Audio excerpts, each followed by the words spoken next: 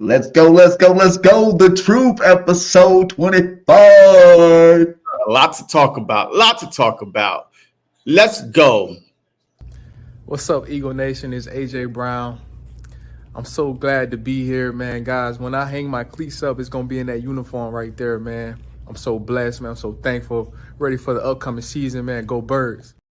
Go Birds. Going on, everybody, man. And welcome to the very first episode of The Truth, where not all Eagle fans agree on everything. And this is definitely the spot where this shit about to go down. Oh yes, able. Oh yes, I'm stable. Oh yes, no label. Oh yes, you know me. I have only the best. I'm lonely, but damn, I'm going.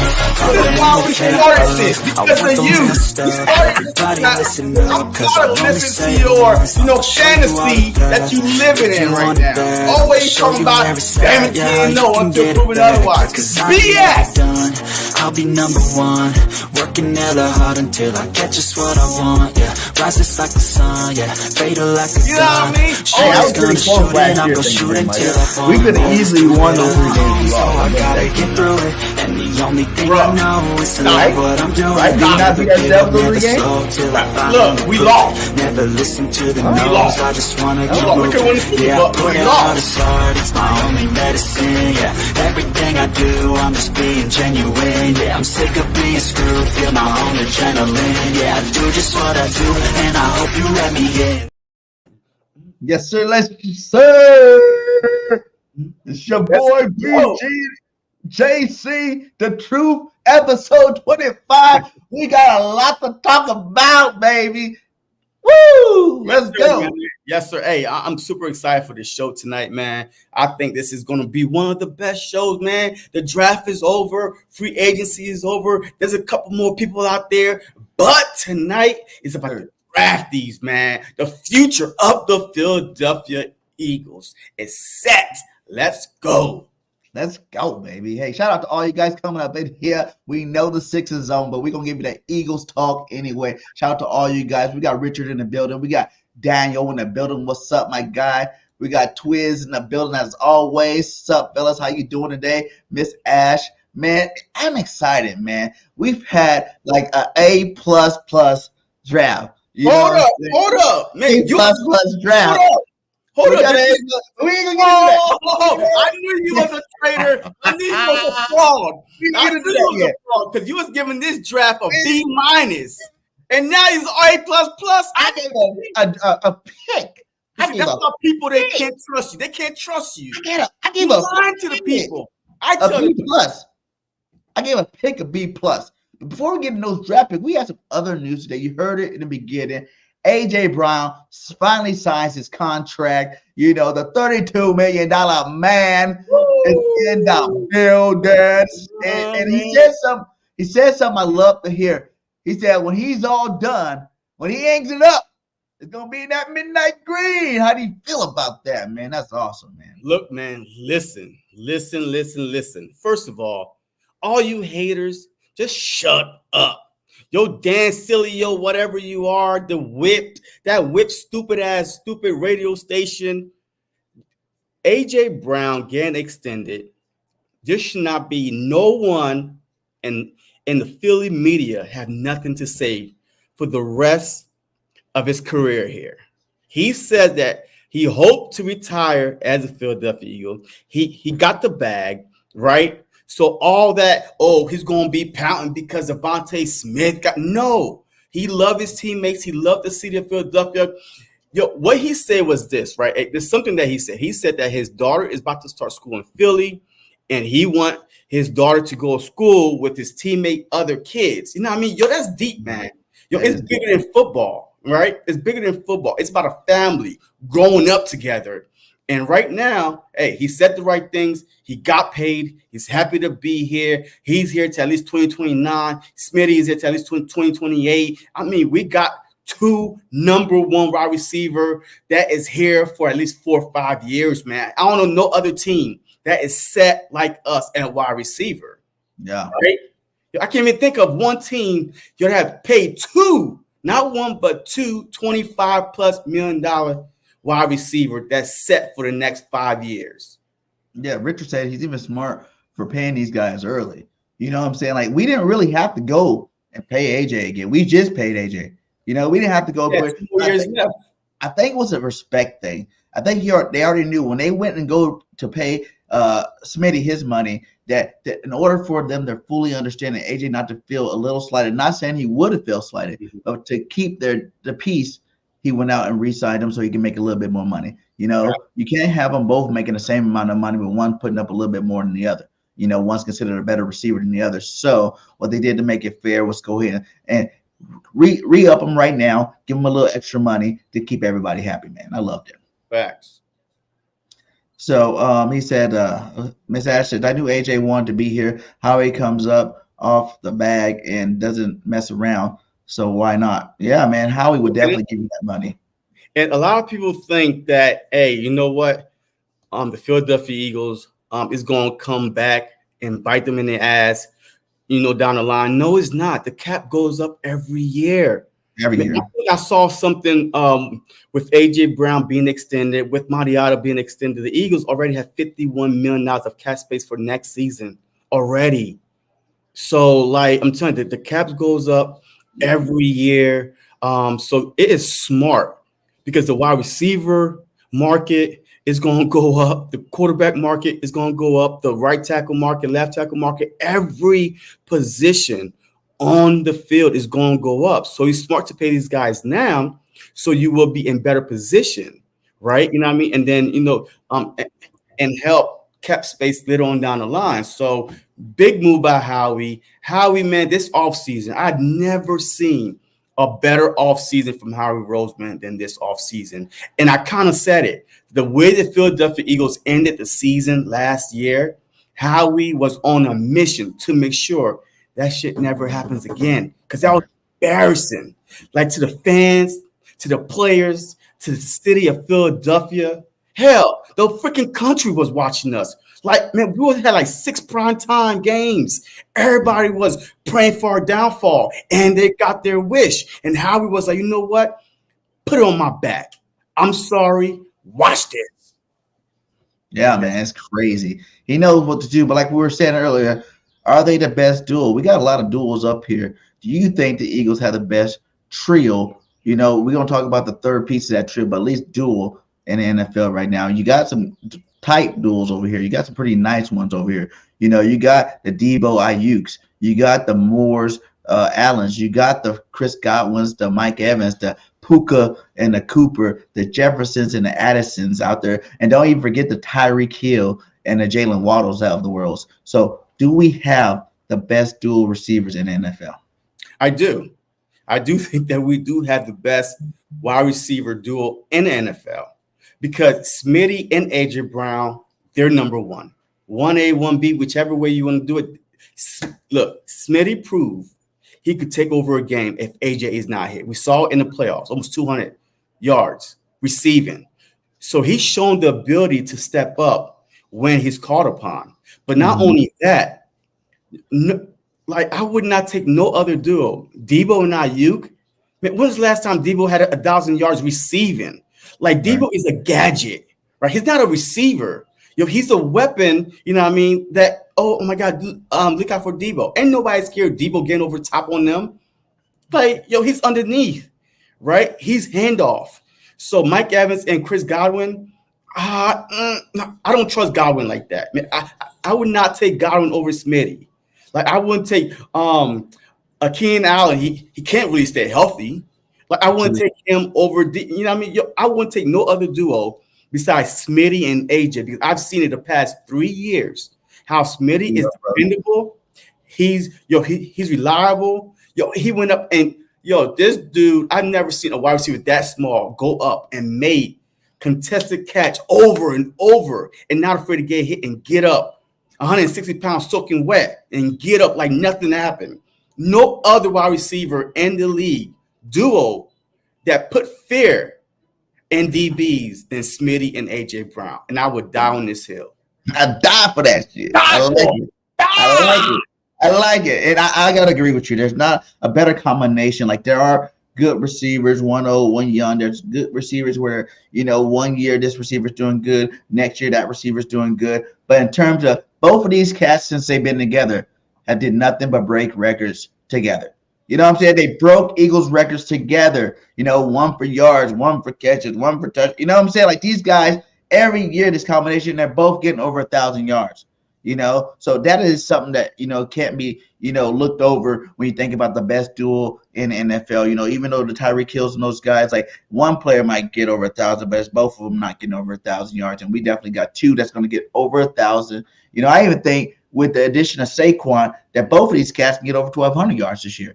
You know what I'm saying? Because having that running fear of the running game that you're going to have this year with a Saquon Barkley, a healthy Saquon Barkley, this offensive line, and you know, Goddard and the rest of these cats, man, it's going to be crazy. They're going to be open a lot. They're going to have a lot of deep balls, a lot of deep plays and big plays happening this year. Yeah, facts, man. Howie is really the GOAT, man. Like, yo, I'm telling you, man. Like, look, I'm going to keep saying it. I apologize to Howie Roseman because 5-6 years ago, we all wanted him gone. Like the draft picks that he was doing, the Jalen Ragers, the J.J. Arcega-Whiteside, Mr. Umbrella Man, you know, the Andre Dillards, you know what I mean? Like he swung and missed on first-round picks, second-round picks. But the past 3-4 drafts been like money. Yes, everybody's saying, what have Jordan Davis done? Listen, Jordan Davis, his first year, like he didn't have to do anything because we had Hargrave and Cox, right? So, yes, he didn't have to be dominant or anything, but he still was productive.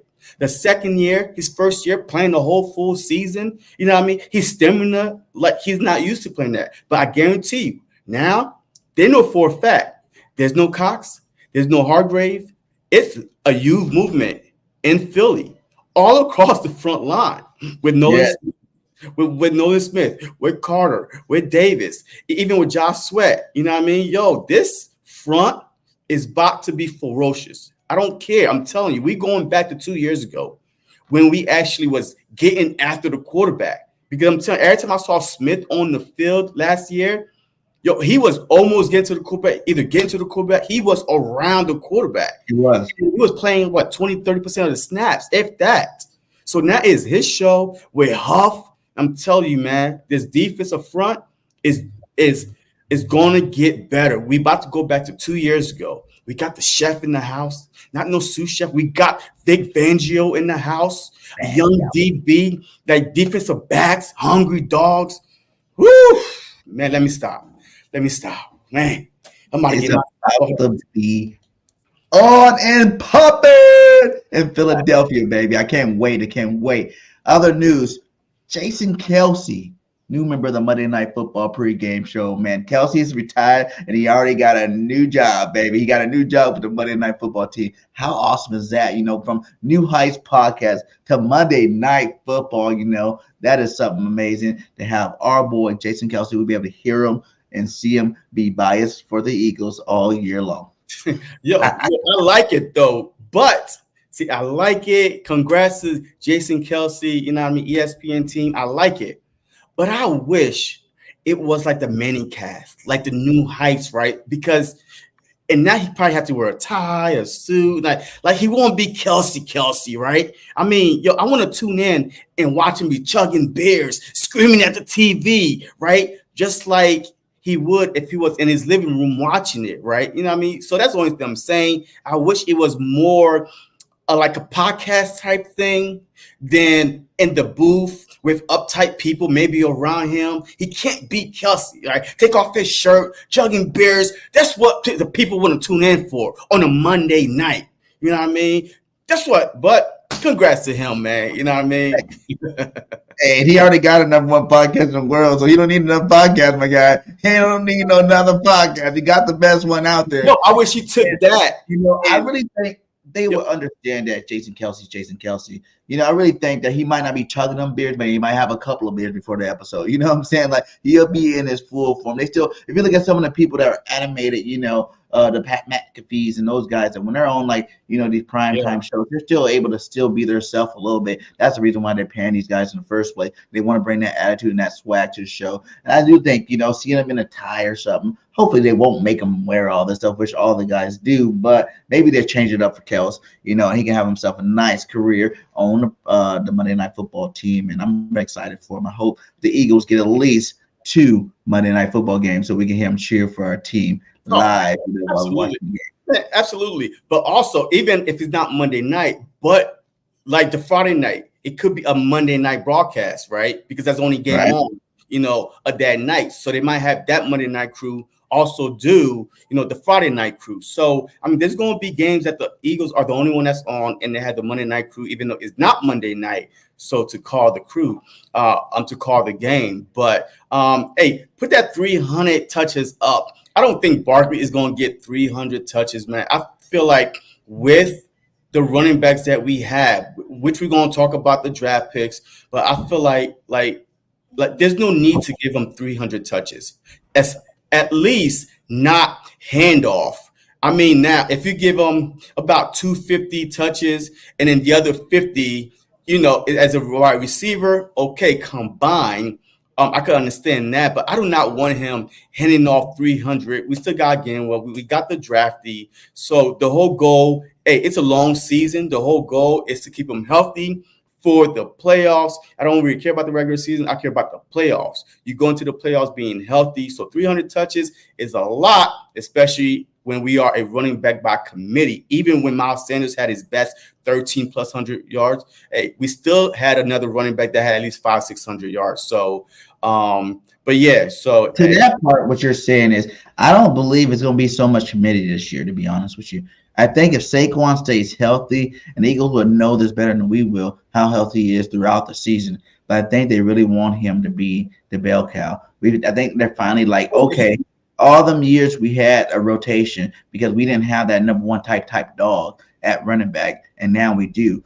Now, the 300 touches, I don't even think he needs that much to be dynamic. I don't think he needs that much to be a first-team All-Pro. Think about when we talk about the Shady. The last 2 years, the Eagles have put out 1,000-yard running backs that went to the Pro Bowl, right? 1,000-yard running backs have been to the Pro Bowl the last 2 years, and, Swift and Miles Sanders. But both of those guys, neither one of them needed to have 1,000 carries, 25 carries to do it. When you got the passing game that we have in Philadelphia Eagles and you got Jalen Hurts running sometime, when you get the ball, it's just going to be open, my guy. It's just going to be open. And he's going to be able to put up big numbers, on a consistent basis just because of the simple fact of all the weapons around. You know what I'm saying? So I don't really think, like you said, we're going to need the whole 300 touches, whether it's receiving or catching. I think you're looking more like 200, 225, in that range, but they're going to be dynamic plays. You know what I'm saying? I think it's going to be, remember when we were on a streak and put up all them points 2 years ago, it was just a streak of whose turn is it today to have a big game, big game, big game, big game, big game, big game. You know what I'm saying? Like everybody's going to be having big games left and right because it's going to be so hard to stop all these weapons at one time during a football game. So, overall, I see him getting over 1,000 yards. He can be in the 1,300 to 1,400 yards. Rushing wise, I do see him putting at least 2 to 3, maybe even 400 yards receiving, depending on how much we throw him the ball. I don't know if the Eagles want to try to keep Gainwell relevant by making him the passing back in the league. But, I think Saquon's going to have an all-pro season. I think he's going to reclaim the number one running back in the league this year. Just because I'm thinking, I think CMC's held it down for the last couple of years, but Saquon's never had as much talent around him, and it's going to really show the true potential that Saquon has to be great. Yeah, but look, I still think it's still going to be a running back by committee. You have to realize how the Philadelphia Eagles keep their players healthy. Rotation, man. Like the bigger picture is the playoffs and the Super Bowl. It's not, hey, let's run him because he's that good of a back. I don't care how good of a back he is. I mean, I still feel like he is going to, like when I say running back by committee, I mean, he's going to have maybe 20 to 25 touches, but you're still going to have other guys with at least 10 within the game. So it's still going to be a running back by committee. I'm not running Saquon Barkley all the way to the ground. I mean, this might be his only season that he's healthy for the whole 18 games. Even last season, he didn't play all 18, 17 games. So if Philadelphia goes smart, and they are smart because they prioritize health, why even try to run him to the ground first 3, 4, 5, 6 weeks. He's over 100 touches already. Nah, man. Like smart. I feel like that we are not going to run to the ground. The playoffs, man. It's not about the regular season. It's about the playoffs. Hey, DeAndre, what's up, my guy? He says, BGA over Latu yet? Hey, I don't know if y'all follow me on Twitter or not, but I just posted something on Latu. The dude looks smooth. And like I said, he was the first defensive player taken off the board because he was the most dominating. And that is the reason why, and we're about to jump into that too. We got one more thing to talk about. But that is the reason why I think the Eagles' first-round pick was a B+, not an A. Not an A+, because I felt like if Howie were to be ballsy and made a move and traded up to get Latu, that would have put us over the top, and that's what would have been. That would have been a waste of a pick. That would have been the number one. That's not what we needed. We did need another pass rusher. You got Nolan Smith, Huff, Sweat, you know what I mean, Graham, that other dude that we drafted, Hunt. Swift on a 1-year deal. You got Graham on a Swift on a 1-year deal. Graham on Sweat. I said Sweat. Stop Graham both on a 1-year deal, right? Yeah, I hear you. But there's going to be other edge rushers next season. He becomes something great. Look, there's going to be other edge rushers next season. We needed something right now. We needed to address the position at DB. You know what I mean? Right now, I even said, if the Eagles draft a cornerback, we gotta get rid of one of those two, Bradbury, because you cannot draft that high and have them sit behind. So we needed to address that position more than we need to address the edge rusher position. You went out and got Huff for a lot of money. And Nolan Smith, what, we gonna stunt his growth? Like, what are we doing here? I mean, you draft guys to put them on the field to see what they have. He would have played. I feel like we do a nice rotation. He would have got in there and played. I don't want to be worried about. Like I said, there's two other BG at the backup. Sweat, if he's not producing like he needs to, you can throw Latu in and make him a starter. There's things you could have did because we still picked up a good top flight cornerback in a second round. So it's not like we didn't get a top flight cornerback. We could have got him and still got a top flight cornerback in a second round. We're not giving picks up. No, we would have folded. Nah, that's ridiculous. Like I said, a position that we don't need. My boy D, and then move a position that we need. I am over it, and I do think that we missed out on that. Okay, next is we're gonna move to the draft, baby. With your Philadelphia Eagles, we're about to give our draft grades for you guys. You know what I'm saying? If you didn't get the first round on the live stream, you're about to get the first round draft edition here tonight. So let's start out with the number 1 pick, Mr. Quinyon Mitchell, man. Quinyon Mitchell, man. How you like him? Look, I like the pick, man. I like the pick a lot because I never thought in a million years that we would be able to land him or Wiggins, him or what's that cornerback? Arnold. I never thought in a million years that we would be in position without, mortgaging our future and moving up. This was a perfect situation for him to drop down to 22. Every expert is like, man, this dude is a real deal. Ocho Cinco, man. It's not about the school. It's about when you watch him play. His ability, right? His quickness, his speed, his intelligence to look and play the ball. Like, he's not just running with his head like this, like Bradbury and them boys. This dude is very, very smart, very tough, and he's already in the lab, very humble. I'm telling you right now, he's going to be, if not the best DB in the league in a couple years. Wow. A plus pick right there. We address a position of need, and I can't wait to see him on the field. The Aldridge with you. He says A+ in the building. A+. A+, man. Now, let's hear the other side of this. You know what I'm saying? What's up, Michael Johnson? Let's go. Fly, Eagles, fly. Now we're going to hit the other side of this Quinyon Mitchell. Now, I told you I gave him a B+. You know why? Because we got the best cornerback in the draft on most people's board. You know, whether you want to say him or Deshaun, we got both of them. So, but let's talk about him right now. We got the best cornerback in the draft, but he was not an elite cornerback. Okay, he was not a top 10, top 12 type cornerback. He was no Patrick Surtain. He was no shutdown for sure, bona fide stud like the top cornerback that go in the top 12. Right? That is why. Hold on real quick. Excuse me. That is why. How do you know though? How do you know he wasn't? The school he went to? The school he went to? Hey, did you hear what Nick Saban says? Did you hear what Nick Saban says? Nick Saban said if that dude would have hit the portal, the transfer portal, he was his number one target. He was going to get him to Alabama if he hit the transfer portal, but he never did. How do you know he's not top 5 corner? Nick Saban is old, retired. How many times did you watch Toledo? He don't remember who he was in the transfer portal. How many times did you watch Toledo play to know that he's not a shutdown, a top 5 corner? Who the hell did Toledo play?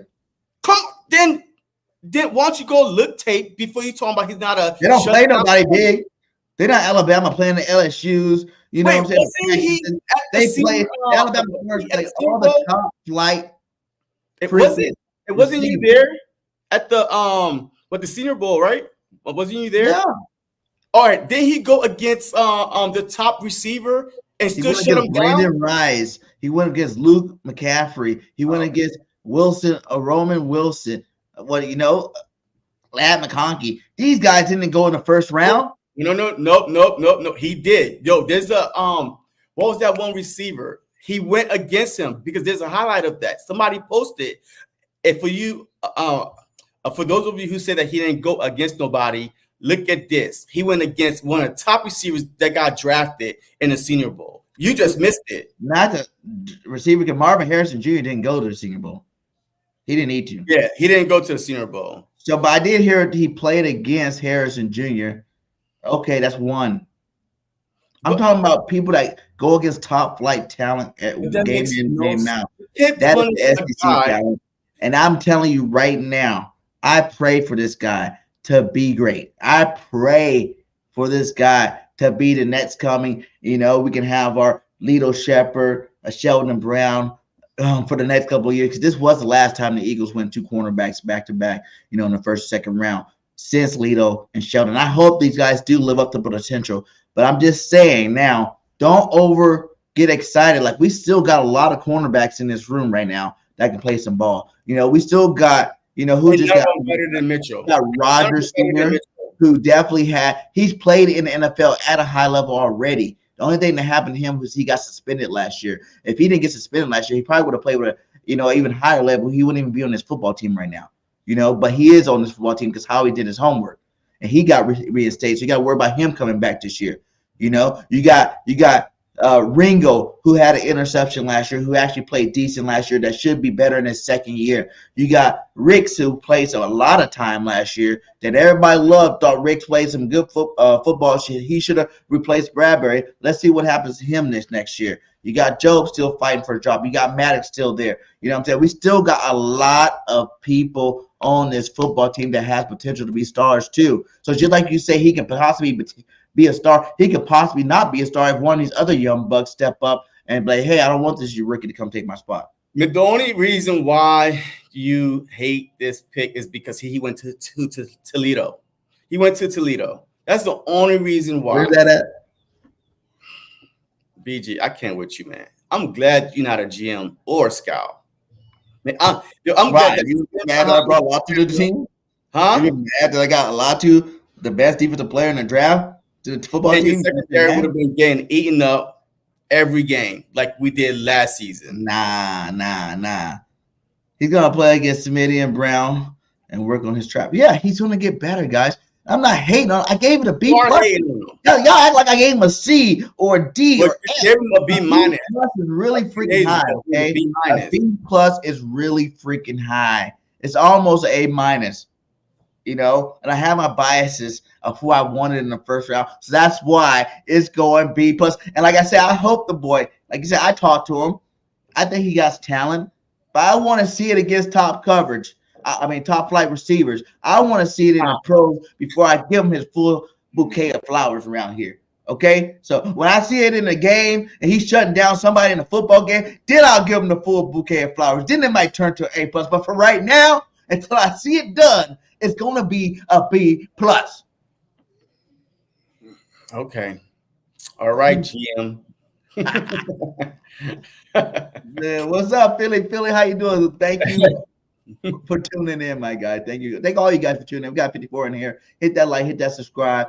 You know, we're gonna go to that second round pick, who everybody really wanted in the first round. To be honest, a lot of Eagles fans wanted this cat in the first round. The fact that we got both of these cats is crazy. Is crazy, and that's what upped my A+ overall grade. Because not only did you get, you know, one of the best, but to make sure you made the right decision, you turned around and got Cooper DeJohn, his new nickname, Cooper DeJohn in the building. You know what I'm saying? The Great White Hype is in the building. You know what I'm saying? Jason Sehorn 2.0 is in the building, baby. Is in the building. Tell me, what is your grade on Mr. Cooper DeJohn in the building? I mean, I gotta give it an A+, man. I gotta give it an A+ because this dude was projected to go in the top 20, and we got him in the second round. Like, yo, that's crazy. You know what I mean? Like a first round talent, top 20 fell to the second round because there's a lot of. I'm not gonna say dumb GMs out there, because if you don't need him on your team, you don't need him on your team, right? But thank God there's a lot of dumb GMs out there that pass on him and fell right to the Philadelphia Eagles, man. I mean, this dude is versatile. He can play safety and he can play the nickel. So even if we have Slay and Mitchell, at least we ain't got to worry about who's going to be our nickel, because you could put him in the nickel, or you could play him as safety. Who's going to be our safety? If Sidney Brown don't start the season, we got him. He can play safety. So he's played those positions before, and he played them very well. You know what I mean? So he's a dog too. He's humble. You know what I mean? So I like this pick, man. He fits the Philly mindset. Mitchell, the same thing. Cooper DeJean, it's the same thing. You know what I mean? So I like this pick a lot because we don't have to worry if one of our DBs go down. We don't have no DBs left that we can rely on. So, and like you said with Mitchell, we don't know until they lace the cleats up and go against competition in the NFL. The NFL is different from college football. We know that. But all these guys in the NFL came from college first, right? So it's not like, boom, they just woke up and dropped into the NFL. Nah, they went to college, and then over the year, they became who they are in the NFL. So great pick. I can't wait to see him play. I mean, he reminds me of a Reed Blankenship, but with a better skill set, with coverage ability. Reed, I mean, he's a hammer. He's going to come down and lay, I'm trying to lay you out. But this guy, he's finesse with it. You know what I mean? So that's why I like this pick. Yeah, man. What'd you give it? I told you A+. Yeah. Now, this one, I will give you an A+, because you got Cooper DeJean at pick number 40. You traded with a division rival to get a top flight corner. Imagine if Washington traded with, who was it that traded right behind us, the Saints, and they got Cooper DeJean, then we would have got Kool-Aid. I would like that a lot too. You know what I'm saying? We're not gonna get. I don't think we will win. Got Kool-Aid. I don't think so. No. I don't think so. I think the only reason why we got him. I don't think. I don't think we would have got Kool-Aid, because Kool-Aid, you would have to put him at DB. We need someone that could play safety, nickel, like Vic Fangio. Like Kool-Aid, I don't think would fit a Vic Fangio system. I think that he will fit better than a Kool-Aid. Oh, that's your opinion. I would like Kool-Aid too. It's my opinion, and you can't argue with it. You can't argue with this, though. My opinion is never wrong. This is one thing you cannot argue with. Let me clear this part up. Hold on, let me see something real fast. Comments. Or my comments. Yeah, hit that like. Everybody hit that like wherever you at. Go around and hit the like everywhere. But look at this, man. They put that down. What did I do? How you take that down? Okay, here we go. Okay. So, Quinyon Mitchell and Cooper DeJean has 0 touchdowns on 825 combined coverage snaps in 2020. Neither one of these guys gave a touchdown all year long. All year long, man. That itself to me is very impressive. That itself to me tells you that you got two ballers. Quignon's a more cornerback, and like he said, he's the new Dijon's a new weapon X. You're gonna be able to line this guy up all over the field. He's just like GJ. If he's in there with Charlie Garner Johnson, they're in there together working out, and he should gain. If I was him, I'll follow Charlie Garner Johnson all around the building. Because I hear people talk about starting at safety. I don't know if they're going to start him at safety. I think they still like Blankenship. But hey, if he's better than Blankenship year one, put him in there at safety. I wouldn't mind seeing it. Whatever. But, the guy's talent level is ridiculous. I don't care what color he is. I don't care what school. He went to a nice school. Iowa's not no scrub school out there. He played against Big Ten. Yeah, he played against some top competition. Now, you can say that he down people. Did some stuff, on the football field. So, that's why I think he is, the guy that's for sure thing is probably more for sure thing would be Dijon, but Quinyon Mitchell's going to be balling out there. But I definitely give it an A+. The fact that we got him at pick number 40 when everybody in the country had this guy. Everybody in this country had the guy first round pick. Everybody, like they're like, this guy's for sure bona fide first round pick, and the food dropped to the second round. And how it's like, thank you again. So, hey, look, it's very impressive, man. Hey, not allowing a touchdown, man. I don't care what level, you, football you play. I mean, DB is a tough position. You are on an island, period, where you could slip, you could fall, you could, a whole bunch of stuff, right? You could get the shake and bake and somebody run past you, but not to allow a touchdown. Like in 800 and something snaps, whatever it is, it reminded me of Sauce Gardner, right? Then Sauce Gardner allowed 0 touchdown in college. Mm-hmm. Like he went to Cincinnati, right? I mean, a lot of people say, well, what competition that he went against? What competition that he went against? What competition that he went against? And guess what? In the NFL, his skill set from college transitioned to the NFL. So that's what I'm saying. If you put on the tape, right? With QM, right, and watch his tape, you see the way he breaks in the ball. Like you see the way he's looking at the cornerback, but he's still watching the wide receiver. You see the way he doesn't get faked out, man. He's so light on his feet. I'm telling you, he remind me of Sauce Gardner, just like anybody.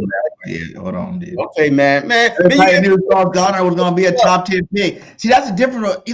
The players I've been talking about, everybody know the whole year of college football, they knew these guys were going to be top 10 pick, no matter who was on the board, whether quarterbacks were on the board, whether the best defensive players were on the board, pass rushers on the board. They had Mitchell going 14. They knew these guys were going to be top 10 They had Mitchell going top 15.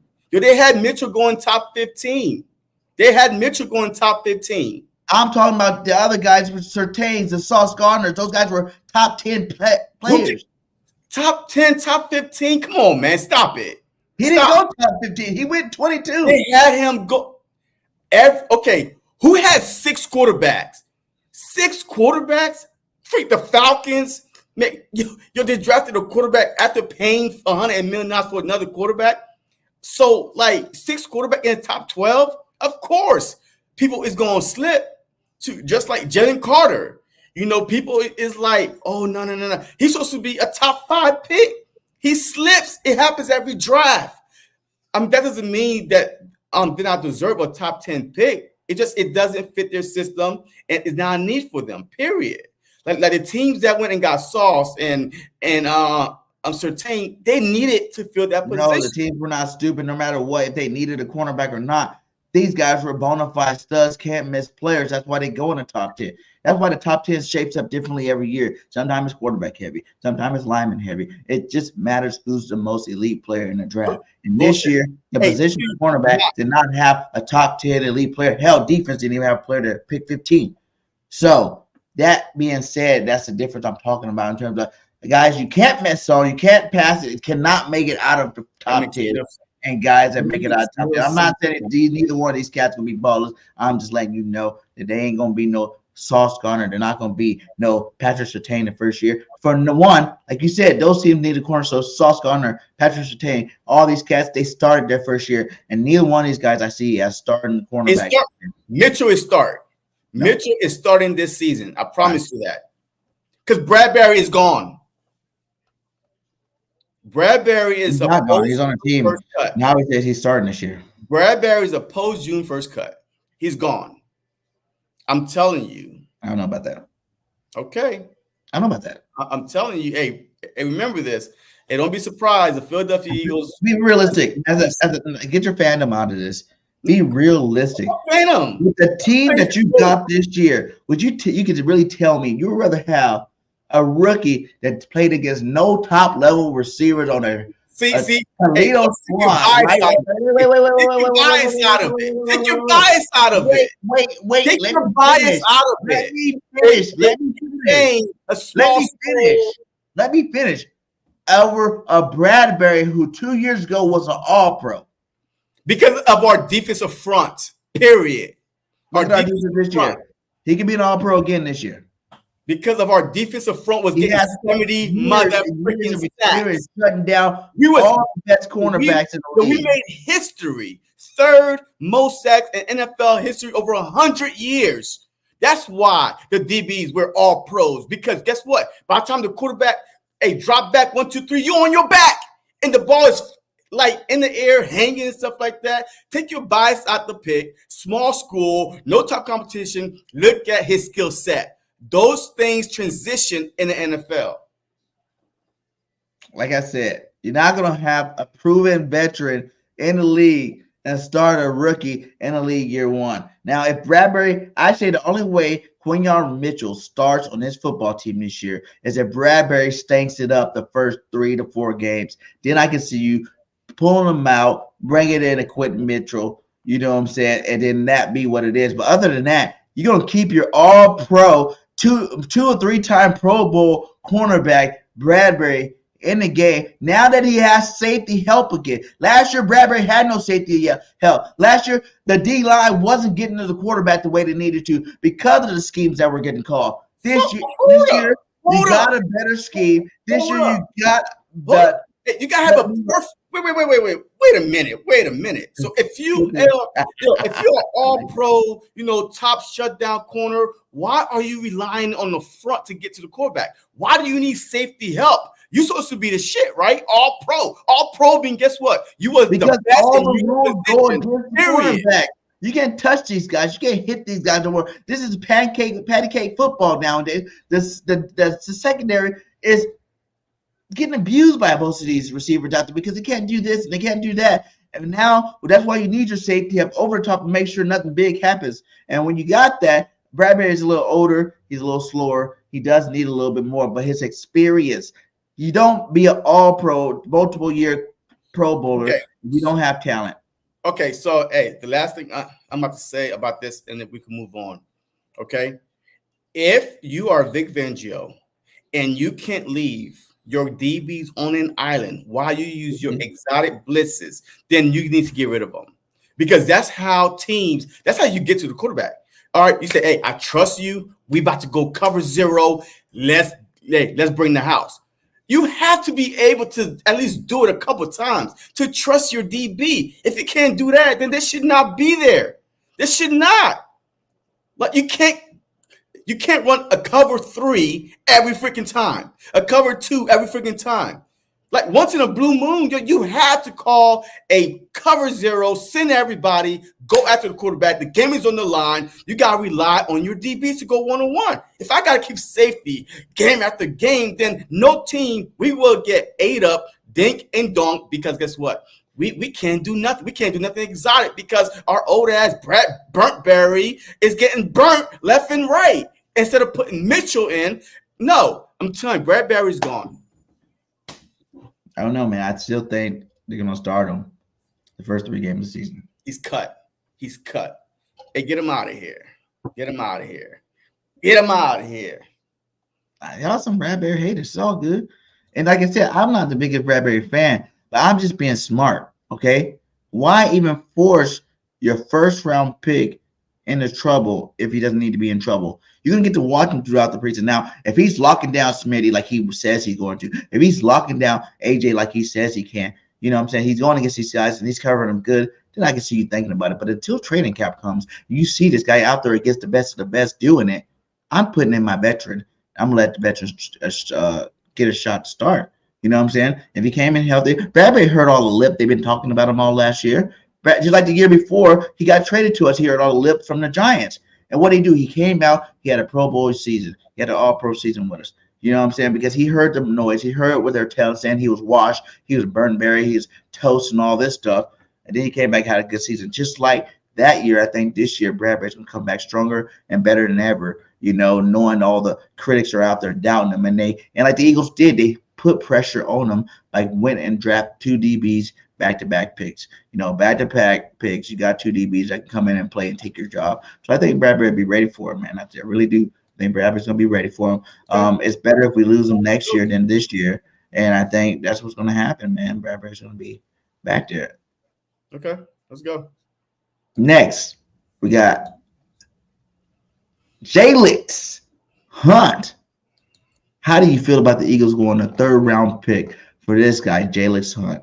Look, I'm not going to act like I know who this guy was or anything like that, but let me read something for y'all, all right?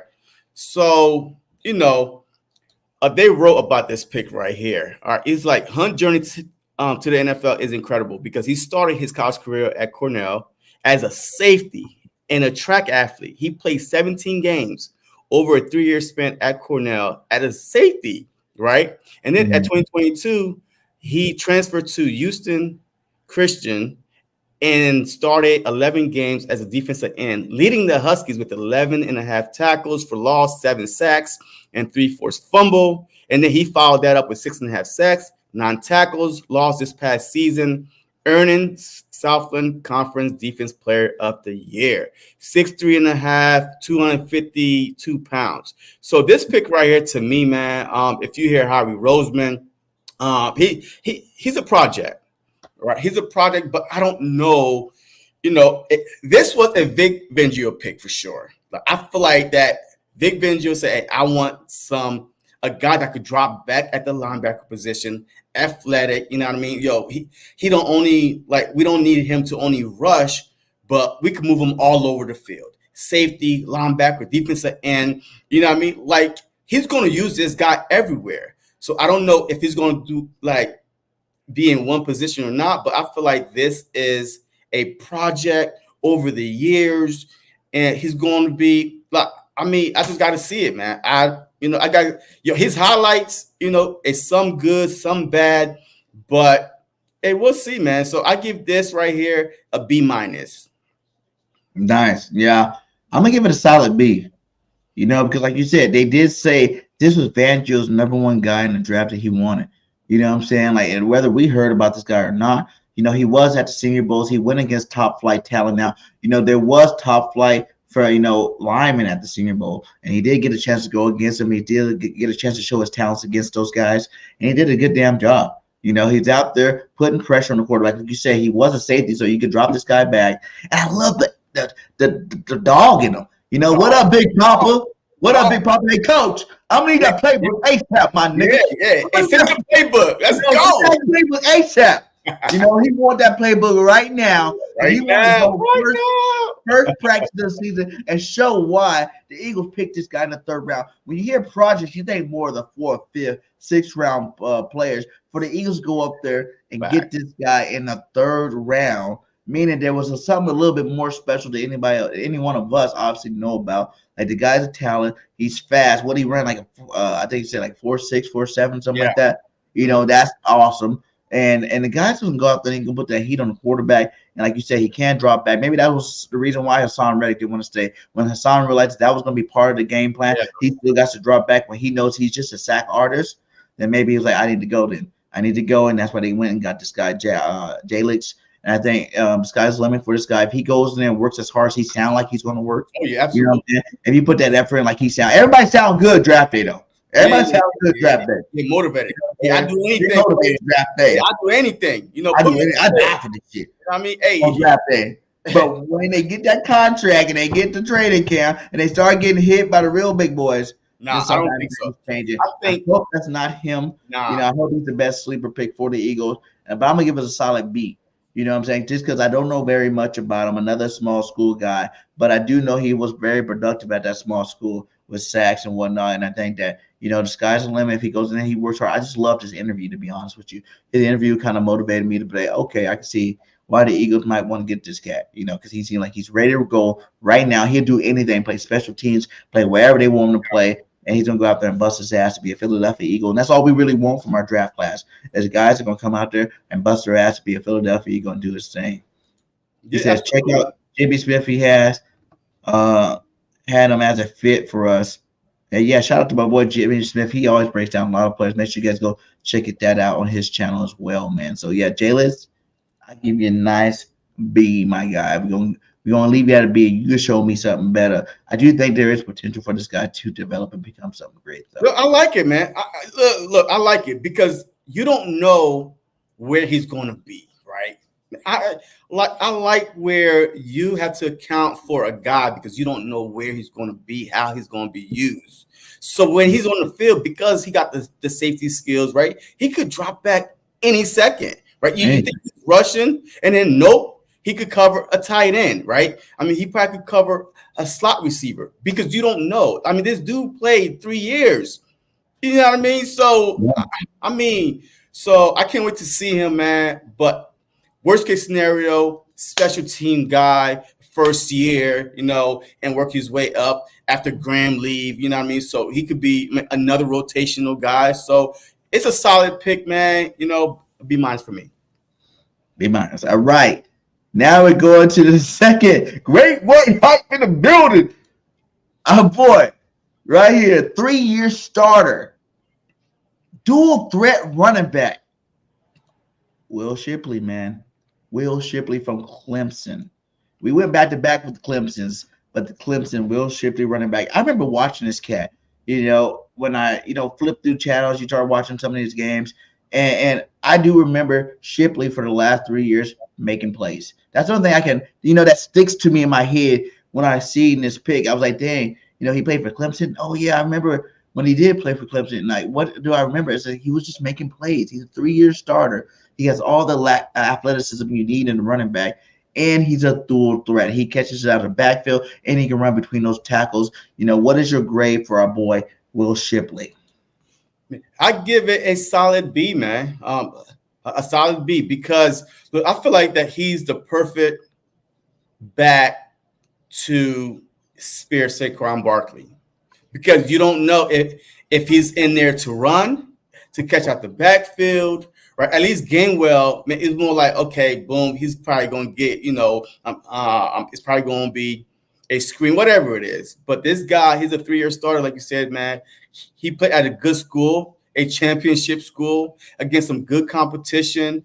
Very durable. Like he over here leaping folks like Swift. Yeah. I mean, so he's a baller, man. He's a grinder. He's a baller, man. He's not afraid to run through you, jump over you. So and he's a perfect complementary back to Saquon Barkley, right? We don't have to change the offense that much when he's in there. He could run through the gaps. He could catch. You could even use him as a wide receiver in the slot, man, because he has that ability to catch the ball. So a solid B from me, man. Yeah, another B plus. I'll even give it a B plus, because I'm tired of Gainwell right now. Gainwell's been that guy. I don't feel like he took advantage of the time that he had, the opportunities that he had. Not saying that the Gainwell was crappy by any means. I feel like you could have put some respect in your name. You could have put more confidence in the team where you're not going in the 3rd round, picking up another running back because you are that great. You're already sitting there like, whoa, we already got Gainwell, we already got Saquon. We don't need no other backs in there for real. And I think the fact that, Gainwell had opportunity to become, the mainstay, the main guy. I think, did Swift miss a game last year? Did he miss a game last year? And Gainwell played majority of the game. And Gainwell started week 1. Yeah. Like in the rain, like he started week 1. He did pretty good. I mean, it was, some bad field condition because it was raining in New England. But I don't think he had enough opportunities also, man. And that's the thing too, man. We never know. Like, some guys, man, from year 1, they start balling, but because they are the guy. But I don't think Gainwell was always the guy, featured the guy, because with Miles Sanders and after Miles Sanders, Swift, you know, I mean, those guys are better than Gainwell, and now Barkley, they're better than Gainwell. And now you bring in Shipley, 5'11", 206-pound guy, a 3-year starter at Clemson, over 3,200 total yards, 34 touchdowns. I mean, this dude, yeah, you know what I mean? So this dude is probably already better than Gainwell. So it's one of them things, man. I don't think he will ever get the opportunity to show what he's capable of until he goes to another team maybe and then be the future back. But who knows, man? You think Shipley takes over the number 2 spot this year? Well, I really think that Gainwell starts off, and then Shipley, you know, probably will take over by like mid-season, whatever it is. It depends on Kellen Moore, man, because I think that this was a Kellen Moore pick. I think this was a Kellen Moore pick, Tony Pollard type, right? You know what I mean? Could catch the ball, could run the ball. Pollard, Shipley, and Saquon. Who was the first one they called him too? He said Saquon called him first, right there on the horn. As soon as he got picked, welcome to the squad. Let's get to work, baby. Yes, so I think it's going to be good, man. I think that this pick was Kellen Moore pick saying, hey, you know, I need a lot of weapons on offense. I need some versatile backs. I need some do-it-all backs. So I really feel like that this was a good pick, man. I like it, man. And next, the number 1 linebacker in the draft, baby. BG wanted him in rounds 2, 3, 4, whatever. No, he wasn't next. He wasn't next. Yes, he was. He was after Shipley. No. It was Jax, Shipley, then this guy I right think here. Smith was. And Anaya Smith, the wide receiver, Texas A&M. He was before? Yeah. He Where's was the next. Where's the list? Where's the list? I'm telling you, he was. Because he got picked at 120. Hey, he got picked at 152. All right. Anaya Smith at 152. And then at 155 was Trouter. Okay, then let's go. We didn't say that introduction for the next one. Let's go with. I thought he got picked before Nice. No, 152, 155. He got picked right after him, though. Eagles traded up to move to pick Trouter. Remember? Yeah, he did. Yeah, he did. Now I remember. You're right. Smith. I'm always right, man. That's what I'm here for. JC's right. Okay, so JC's right every half the time. So that's good. So let's go with our boy, Anaya Smith. Is this the Philadelphia Eagles number 3 receiver? Yo, I think he is. Yo, I love this. Look, as a matter of fact, this is my favorite pick of all the picks. This is my pick. This dude is going to be a gadget. He's a Deebo Samuel type of wide. Deebo. Like I'm telling you right now. Yo, and guess what? Hey, take it down, man. Hey, the people can't see me talk. Hey, with the new rules, right? Hey, with the new rules, right? The new kickoff rules. Did you see this dude highlight? Yo, this dude got eyes right here, the back of his head, like everywhere. Like he made people miss. Very shifty. He knows how to return the ball. Speed, good hands. I'm telling you right now, this should be our number 3. You can move him all over the field with Smitty, with Brown. This might be the best trio in the league, and this dude didn't even play a snap yet. That's how electric this guy is. I love the pick. This was another Kellen Moore pick. I promise you, that was a Kellen Moore pick. Might be a CD Lamb type of wide receiver. Michael Gallup. Right now. Michael Gallup. Everybody talking about the Michael Gallup. I mean, yo, this pick right here was like dude. And to get him in the 5th round, like, yes, I understand he got hurt a couple years ago, whatever. But I'm telling you right now, this dude is gonna open some eyes. The kickoff return rule, especially now, hey, there's no start from over there. It's like within 5-10 yards of each other. I'm telling you, this dude is shifty. This is our kickoff return. I don't know if Covey. Hey, Covey better watch out, man. Hey, Covey can't be caught slipping, because if he does, guess what? AS is on his ass. He's got a lot of competition for that kickoff. Even Rodgers took back kicks too with the Colts. So it's like there's a lot of competition. I think our I don't want my cornerbacks returning kicks. will be a I don't lot want my better. returning kicks. How much you be talking about? Rodgers not going to be our cornerback playing because you be like these young guys, going to be there. But I whether this guy, a natural receiver, a natural kick returner, punt returner, however you want to use them, as a Deebo Samuel type of back. This was A+ pick for me in the 5th round to get a guy with his ability, man, in the Kellen Moore system, man, like the match. Like, even though people might say, yeah, a B, whatever, the guy you put him with, the offensive coordinator and him goes together.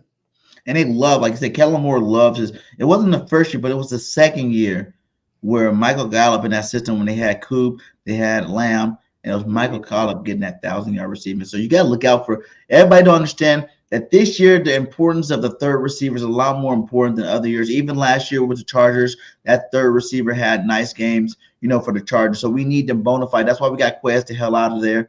You know what I'm saying? We got Quez out of them because we need that bona fide third receiver in there doing work. And I do think this guy's going to go in there and put it in there. And he's going to start. I know he got John Ross, trying out for the team, who was the last fastest guy in the draft. You know what I'm saying? I know you got Paris Campbell out there who's been playing pretty good. What's up, Drew Johnson?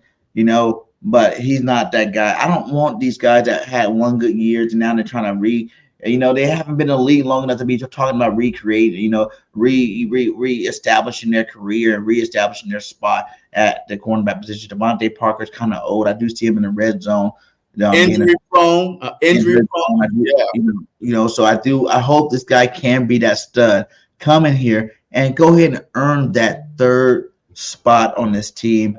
Anaya Smith, like you said, he's a highlight machine. The kickoff return game is going to be nice. But you got to think, this guy's going to have people worrying about Jalen Hurts. He's going to have people worrying about Saquon Barkley. You got people worrying about Dallas Goedert, Smith, and A.J. Brown. That's 5 people the defense got to worry about where all the pressure's off of him. All the pressure's off. He's going to do what Quez couldn't do, and that's stand up to the call.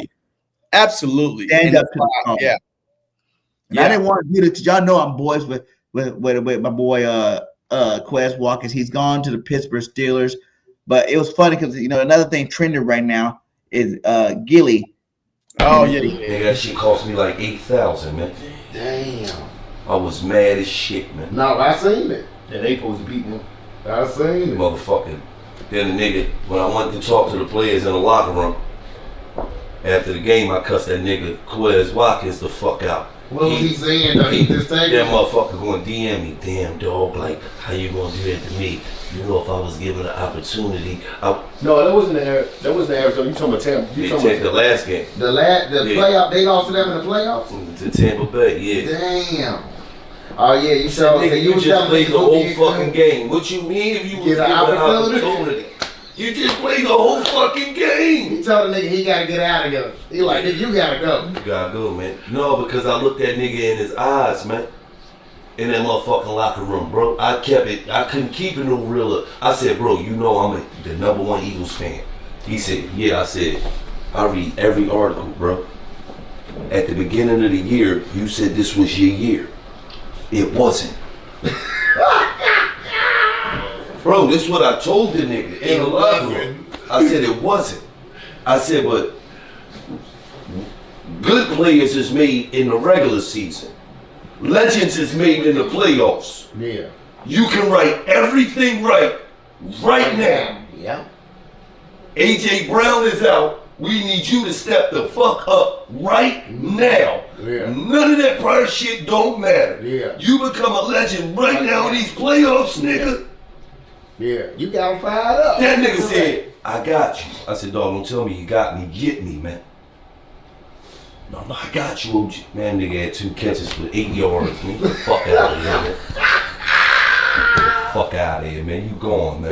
That nigga had 2 catches. Right. Fuck out of here. Devontae Smith then had 200 yards receiving.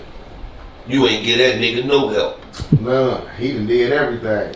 Motherfucker catching passes over 8 niggas and shit. Yeah.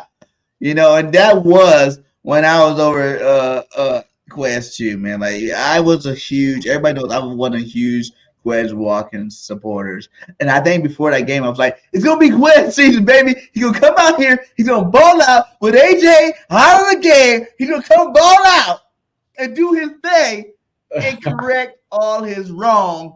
And he definitely came out and laid a damn egg. So, hey, shout out to Gilly for keeping it real out there, keeping it a buck. That is why Quest Watkins is playing in Pittsburgh this year, and I love it. And that's why it's so hard to play in Philly, man. And we take our football serious, man. And we take our football serious. And we're betting on y'all, man. Hey, look, I gamble a lot, and I ain't never gamble on Quest because I had no faith in Quest. So this dude lost too. I was hoping my boy Quest would come back. I wanted him to be the guy. He said it, like Gilly said. He said at the beginning of the year, this was his year. And I was giving him all the credit. I was giving him all the credit. Like, oh, he even admitted that, he didn't like the way things went down with the AJ and the city. And now he's number 3 receiver, and he had the hard time dealing with it and all that. But this is going to be his year. He's going to come back and lay it to be the best 3rd receiver in the damn game. And he laid an egg the whole damn season. That's why he's out of Philly. And we're looking at a guy in the draft, Nia Smith, to take his damn spot. All right. So hopefully he does. Yeah, we need to lock down that spot. Like I said, it is very important in the Kellen Moore's system. I know everybody's like, well, you got Dallas Goedert to be that. No, it's not tight end. Dallas Goedert's going to get hits regardless. He got special plays for Dallas Goedert. He's going to get hits. Hey, Kellen Moore, look, Moore is still going to use Goddard now. Yeah. Look, the tight end is still going to go down the middle. That's the thing with Moore. He actually had the tight end down the middle. Like, we want to get our tight ends out to the side over here blocking screens. Hey, you had Smitty blocking screens for Goddard. Yeah. What the was that? Yeah. You got a 160-pound guy blocking screen for a 200-plus guy. Yo, poor Smitty. I bet you, you're not going to see that again. I bet you ain't going to see that again. Hell no. Like, that was ridiculous last year, man. Let's go, man. Let's move on. All right. Now back to what I was saying. The best pick in the draft, the best linebacker in the draft, dropped all the way to the 5th round. He's a hometown hero. Hey, look how old he's been in Philly. Look how long this boy's been in Philly.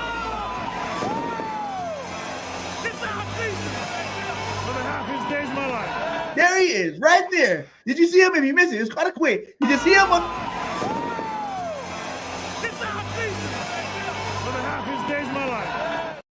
Yes, sir. Jeremiah Trotter Jr. in the building. The X-Man returns, baby. What grade you giving him? Yeah, I give it a B, man. You know what I mean? Wow. Like, I give it a B only because, like, I tweeted out throughout the draft, is there something wrong?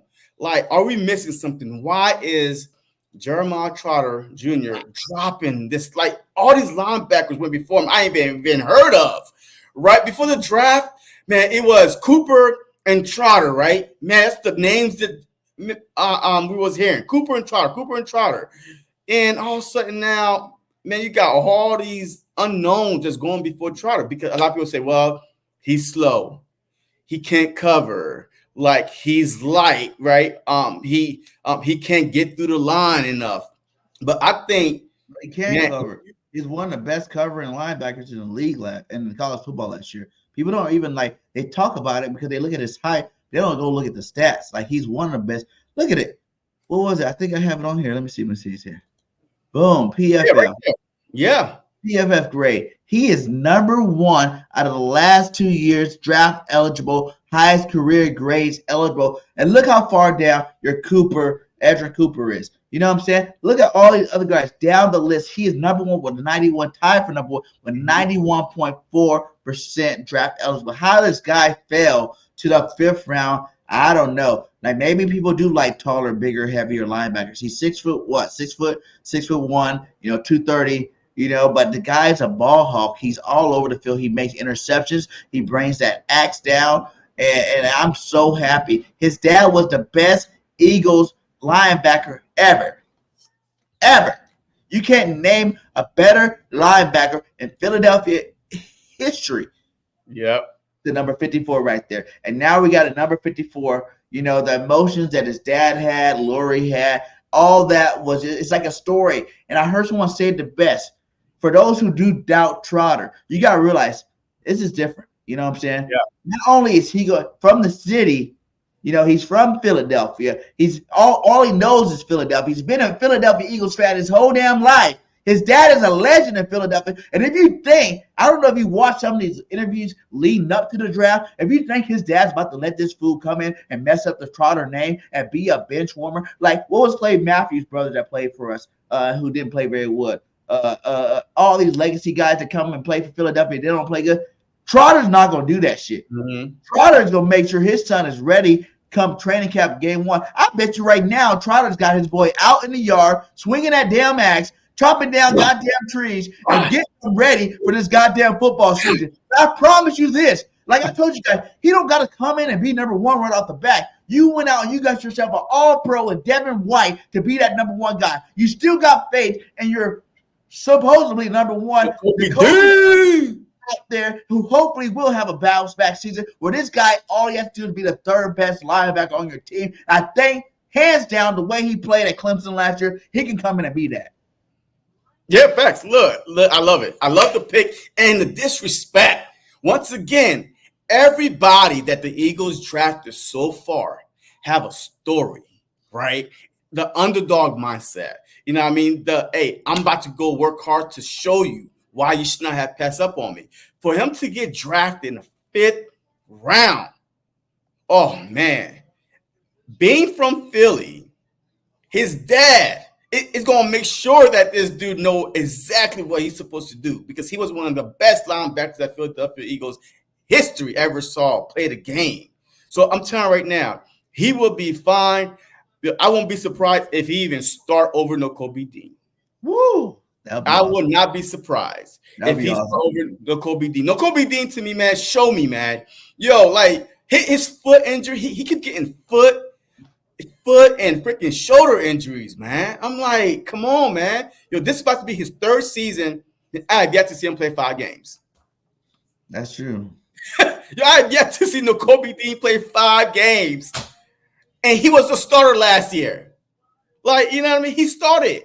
He did start. And next thing you know, his foot. My neck, my back. Come on, my man. neck in my back. I mean, still in the field, damn it. Still in the field. But watch, I would not be surprised if at camp you start hearing rumors, right? You know, Trouter's this. Nakobe Dean is getting not played. I'm telling you, because Trouter know how to play that position. I'm telling you, when you're a football player's son or basketball player, whatever, you know, sports you love, your dad play, he tells you everything, right? He shows you, he tells you, like, you gotta be ready for this. You got to go and earn the job. I'm telling you, Dean better watch. Especially a guy like Trotter. Trotter wasn't no first. I don't think Trotter was a 1st round pick, was he? I think he was later. I'm not sure. I think it was later on in the draft where Trotter got picked, man. Sure. He's not just, high class. Trotter earned every respect that he got in Philadelphia by going out there and playing his heart out and doing his damn thing. You know what I'm saying? Like, yes, I do love an underdog story, man. Yo, I love underdog stories, man. Yo, I'm sorry, man. Look, and that's why I'm a Philadelphia Eagle fan, man. That's all I know is underdog. Huh? What are you talking about with the Chuck Beard? No, I don't think I've seen that. I said the best linebacker. Like Trotter was the best linebacker in the Eagles history, so he's just trying to. Oh, he's saying that the other guy was. Yeah. No, it's not true. Trotter is definitely the best linebacker in the Eagles history. I don't care about no Chuck Beard or whatever the hell you're talking about. Bernard. What's his name? Bernard. You know, we didn't miss it, but it's Trotter. Come on. Who do you remember more than Trotter? You know what I'm saying? Every generation knows about Trotter. I mean, every generation knows about. When anybody made their best linebacker in Eagles history, when you ask, who's your favorite linebacker in Eagles history? 99% of the people you ask that question, you're going to say Jeremiah. You know what I'm saying? And there's no disrespect to the other guy. I just didn't see him play. I mean, I didn't see Chuck play, so I can't, and I'm not going to go back and watch a highlight and say, he was the best. No, I seen Trotter play. You know what I mean? So that's who I'm going to go with. So it's okay. Yeah, and I think that his son He said Trotter was a 3rd round pick. Yeah. So he went 2 rounds later, and I feel like this might be the steal of the draft. You know what I'm saying? This might be a guy that went in the 5th round that usually is not the guy that's going to be the star of your defense. And I feel he has potential. And with the city behind him, his dad in his ear every day. The boy lives at home. He's not even moving out of his house. He lives at home with his dad. So after a bad game, guess what? He's going to be in his daddy's face. Dad go, what the fuck was that? Get out there right now. It's 11 o'clock at night. What you out there chopping that axe? Hit that goddamn tree. He learned how to hit somebody. He learned how to hit somebody. I want you to hit somebody, boy. Yeah, and what you did today was unacceptable. Yo, I love it, man. And look, guess what? Here all game long, and I think he's gonna be the beast out there. And guess what? Yo, his dad could help him dissect the playbook. You know what I mean? Like he knows the positions. He knows some tricks. You know what I mean? So I'm telling you right now, I would not be surprised if Trotter and White is starting week 1. I think all 3 of them are gonna play. Hey, they can. Yeah, I mean, all 3 of them are gonna play, and I really think this is it. If Dean, this is the last straw. If Dean doesn't come out and play, you need to get rid of him. If he doesn't come out, because that was another one we were like, was the steal of the draft. Remember? Everybody, that's the steal of the draft. We got Nakobe Dean in the 3rd round. 3rd round, yeah. He was lined up against all the best 1st round linebackers that actually went in the 1st round, and he went in the 3rd round. And we're like, we got the steal of the draft, and it has not paid us any reverence since then because he's not showed up since then. But now we see why he was dropping, right? Because the injury problem. That was the injury prone in college, Joe. Remember? He wasn't even hurt in college. No. Hey, he had a shoulder problem. Remember? That was that senior year that was that last year he played, he got that injury. So it wasn't like he had, his freshman year he was hurt, his sophomore year was hurt. That was like his senior year or whatever he got hurt. And that's the worst year to get hurt.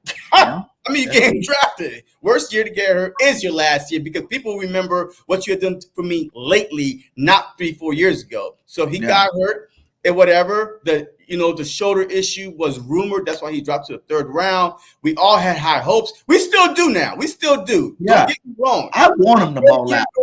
Hey, we want 3 good linebackers, man. If White pans out, extension next year, Trotter and Dean. I mean, the future at linebacker is set for at least 5-6 years. If they all pan out, we got one of the best linebacker groups in the NFL. If they all pan out, they got them pan out though. But if they all pan out, which I hope they do this year, because Dean had enough time, and I heard him in this conference saying he's ready. He's ready. He'll do whatever. He play whatever position. He'll do whatever. He don't even care if he's the green dot guy no more. If White's the green dot guy, whatever. I want these guys to be dogs out there. Play linebacker the way you're supposed to play it. I think with Trotter Jr., you know what I'm saying, he has great in coverage. He knows how to lay that wood paws, and I think he's going to go out there and help this linebacker corps get pushed to the next level. And White, Dean, and Trotter Jr. are going to be the best 3 linebackers in the NFL this year. I love it, baby. Hey, salute to Papa Trotter, man. He was so sad, shedding tears, man. It was good to see him. Because we ain't really seen Trotter on TV like that since the draft. You know what I'm saying? Like, it's been a long time since we got to see him, and he still looks the same. He's out there doing his thing. He had 2 stints with the Philadelphia Eagles. Eagles Hall of Famer, man. 54 is still available, and guess what? His son's going to be playing. We're going to get to see 54. And he already said he won 54. With Trotter name on the back of it again, it's going to be magical. I think he's going to live up to every – like you said, he's a guy that doesn't shy away from being – and he felt like he never was in his dad's footsteps. You know what I'm saying? He's not this guy that's like, I'm trying to make my own name. I'm trying to do my own thing. He loves that his dad is his dad. He loved it, the love that his dad has in Philadelphia. He gets to embrace.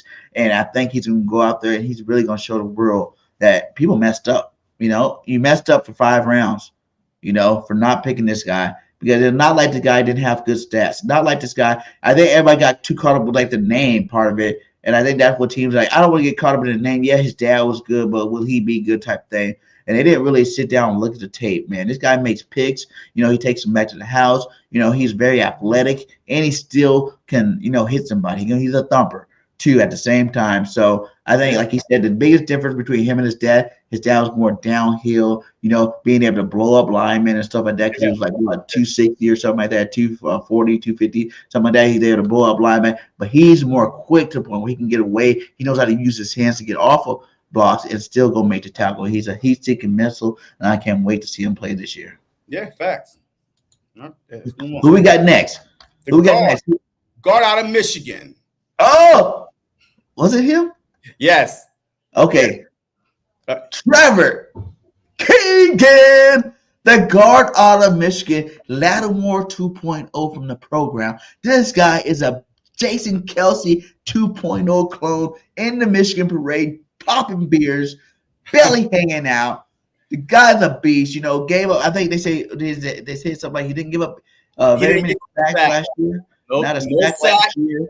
Big competition, big Yes. win, undefeated season, national championship. I mean, no sacks. I mean, this dude is always looking for somebody to take their heads off, man. Yes. If you watch his highlight, even if you don't have nobody in front of him, he's looking, who can I murder tonight? Because I'm telling you right now, this dude's 6'5", over 310, 315. I mean, yo, our offensive line is a big-ass offensive line now. Yeah. So the first person on the offensive line is probably the center, which kind of remind me of Jason Kelce, right? The smallest offensive He's line. even bigger than Kelce. Huh? I think Jurgens is even bigger than Kelce. Yeah. But that's the He's smallest guy on our Yeah. offensive line right now is Cam Jurgens, man. But hey, he don't even have to rush and play. You know what I mean? And he's not going to take Dickerson's spot. So the only competition that, you know, is for Steen's spot. That's it. I mean, every other spot is a lock. So now imagine we got depth, right, on the offensive line. Last year, the biggest issue was when Lane Johnson went down, the whole team done fell apart. I mean, Jalen Hurts on his back throwing 3 interceptions against the Jets because we had no true person that could fill in for Lane Johnson. So now we got some dogs, man. Stoutland, SU, about to be University. SU about to be lit this all season. Yes. Man, these boys are all competition. I can't wait. This was a steal. I mean, I watched this dude play because he played against Penn State. I'm a Big Ten guy. He is, he's a monster of a man, and he looks mean, man. He looks mean. He looks tough, and the way he looks is the way he plays. I promise you that. So what did you give Trotter a grade too? Trotter, yeah, I said a B. Yeah, and I gave Trotter a grade an A. Yeah. A. What about Keegan? What grade you give him Keegan? I give him an A.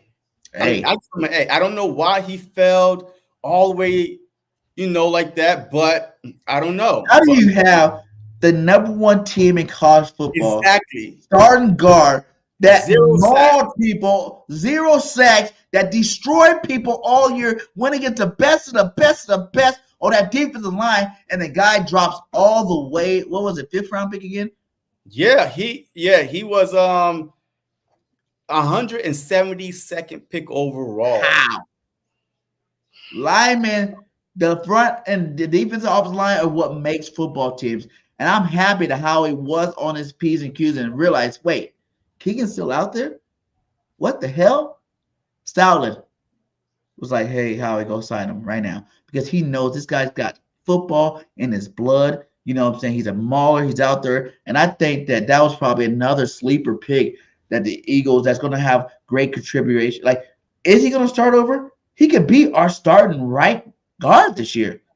Like he has the pedigree to do it. If Steve's not looking out, like I was saying, I wanted Powers Johnson in case Steve doesn't work out. This guy's just as good, and he's actually a guard. Where you can bump Steve back out to right guard and let him be the next. Yeah, he played left. I think he played left guard in college. When you play guard, you play guard. You know what I'm saying? Like you a guard, and like he was dominating, and he's definitely going to be some good competition, like Miss Ash says here. And I think that's another steal, man. This is a move by Howie Roseman. Well, this late in the draft, you still can get potential starters, for our football team. And I really like the fact that we got Keegan, man. Like he was a national champion, baby. National champion. Whenever you get anybody off the national. Hey, listen to this, right? He was called for penalties 4 times in 2021, twice in 2022, 0 all last season. No penalties, no sacks given on a national championship team and the Big Ten. No against Ohio, against Penn State, against some tough competition. No penalty call, no sacks last season. You can't beat that. He didn't no penalties or sacks? No penalties. He was balling people all year long? That is crazy. It's crazy, man. In the 5th round, this dude went. 172nd pick overall. That is crazy, man. Salute to Howie Roseman again, the king of the cap and the king of the draft, my God. Like, this guy has got it down packed now, and he's waiting for the rest of the league to catch up to them. And I don't think they're ever going to catch up to him, but by the time they catch up to him, he's going to be gone. You know what I'm saying? So, hey, I love the pick. I'm giving it an A, you know, right off the bat. You know, hey, I think it was a shocker that we were able to get this guy this far down there. And, yeah, sky's the limit for him. I hope he comes in and balls out like he's supposed to. Next, we got, is it Johnny Wilson? Is it Johnny? Johnny Wilson. Johnny Wilson. Everybody heard the Philadelphia Eagles have a late top 30 visit with this guy. Johnny Wilson, Florida State. What is he, 6'6", 6'7"? Yo, this dude is 6'6", 231 pounds. 6'6", 230. Woo! That's a big boy. Yeah. And he's agile. And he has hands, man. Like, I watched some of this guy's highlights. He's catching them in the corner. For Jalen Hurts, all he had to do is throw it high. 6'6", and he can jump. He's athletic, and he can catch anything, man. This is nothing like. He might also be in that 3rd rotation for that 3rd spot, maybe the 4th receiver. Red zone, a big red zone target. Yes. I mean, hey, he could be the Jackson dude. What was his name? Our tight end that was a quarterback, but he transitioned. That wasn't never ever played. Yeah, well, he hurt his back. You know what I mean? Back. You know what I mean? But look, I'm telling you right now, man. This guy right here, 6'6", man. Yo, what DB? Hey, dude, is there a 6'4" DB out there? No. A 6'3" DB out there? I don't think so. Like, man, I think it's like 6'2" and under. 6'2" and under. 6'6", long arms. Yeah. Jump ball, man. Hey, red zone, 1st down, jump ball. At least try it. Man, put him in the game with Goddard, with him. I mean, look, 11 personnel. Yo, there's so many things that you could do by having this guy as an option, either tight end or wide receiver. You know, you line him out against us. Look, I'll pick on every game. I'm like, who's the shortest corner? Hey, line up against him. Line him Go up. over there. Go over there. Go over there. That's one of the 5'10", and you are 6'6". I'm going to say height, and I'm throwing as high as possible. You better catch that damn ball. Yeah. That's a nice pick. Like I said, it's a gadget. You know what I'm saying? It's hopefully, he said, BG, your Pacers are winning the series tonight. You damn right we are. But yeah, he's a weapon. Red zone weapon. You got Goddard, even if you have AJ. Hey, look, the Sixers are down 96-90 with 28.9 seconds left. It's over. Hey, salute to you, Sixers. Again next year. Good luck next season. Good luck next season. You know, I'm sorry it happened to you guys. Hey, Pacers better win tonight, though. That's what I want to see. But yeah, like we're saying though, this Wilson could be another sleeper. It's like I feel like every last one of the last late picks could be sleeper starters for our football team. You know, down the line, not starting because obviously AJ and Smitty, but you know, 3rd and 4th. Because this offense, you're gonna see a 3rd, you're gonna see the 4th receiver in the game. You might even see a 5th receiver if he's good enough to make it. So, you know, I'm a Sooner fan, so I'm an SEC guy now. Hey, that's what's up. You know, and this guy, like, he's a ball. He was a red zone threat at Florida State, and he kept dropping dimes in the corner of the end zone. Like, it seemed like every highlight was corner of the end zone, dropping dimes where only he can catch it. He's good with his body placement where he can stop the receiver, just like, here you go, tick, out of bounds, tick, touchdown, baby. So I really think Johnny Wilson can be that guy because you said he could be like Tyreek, but guess what? Tyreek didn't play receiver. Yeah. You know, this guy's actually a pure receiver. You know, I think he ran pretty decent to be his height. I think he ran like 4.6 or something like that. To be freaking 6'7", you know, 230 pounds to run a 4.6 is pretty damn good and pretty damn fast for a big guy. So I'm giving this pick, you know, since it's so late. What's the 6th round pick? It's so late in the draft. Yeah. You're still able to get a starting receiver from a high quality school like Florida State. I'm gonna give it an A. You know, just from I give it an A too. The position is at, you know, you gotta give this guy A. He's on the team. Now, I didn't get the last guard on here, which my bad because I was rushing to get this show off. His name is Dylan McMahon. Cool. So this dude had 44 starts, right? Right guard, center, left guard. Yeah, He Nikki. played any position, man. You know what I mean? 2022 honorable mention, all ACC at center. Once again, man, how we love drafting centers that are versatile, like, you know, and move them all across the line. I'm telling you, man, right now I feel so confident with our backups, man, just because of who they are, where they played at, the competition that they went against, man. So definitely a good pick. A good pick. You know, look how we went defense, Yeah. offense, and then he went line. You know what I mean? Because offensive line wasn't our top priority. And that's what I told you what? This draft should be a defense-heavy draft because that's where we are weak at. That's where we are old at, right? We need to retool our defense, get younger. So I'm so glad that how we decided to stick with that, went defense-heavy, and then decide to go, you know, offensive line in the trenches like we always do. We know that Jeff Stoutland, man, I mean, he could, I know, we got a couple fail experiences there with Dillard and stuff like that, but for the most part, turn Mariota into a top 3, left tackles in the NFL. So definitely. Oh, it's tied up. Oh my God, it's tied up. 97-97, 3, 2, 1. And no foul called overtime. Oh my God, Maxey went off.